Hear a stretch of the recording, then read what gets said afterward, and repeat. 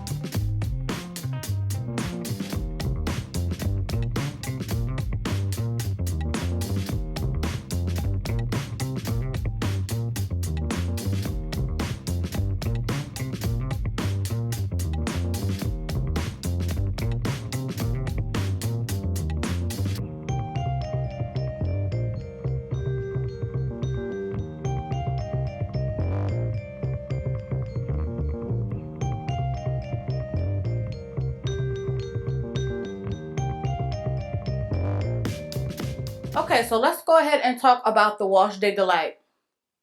The answer is no. As you saw, this was very, very loose and liquidy. It kind of reminds me of the texture of like a gentle foaming soap from Bath and Body Works. But of course, once it came in contact with my wet hair, it did work up a pretty gentle lather. This does say that it works up a gentle foam lather without harsh friction. But when I'm shampooing my hair, I do like to feel like I'm actually shampooing my hair. My hair was feeling very tangled and very dry. This just wasn't a good fit for me. I would be perfectly fine with this shampoo if they didn't claim that it wouldn't strip my hair, but it stripped my hair and it felt like, hey, it was squeaky clean. I also wouldn't recommend this if you have color treated hair because I feel like it would strip your color as well. The good thing that I can say about this is, one, that it is 16.9 fluid ounces, so you get a lot of bang for your buck. Two, a little bit does go a long way. You really don't need a lot to clean your whole head. And three, it does have a really light, fresh scent, but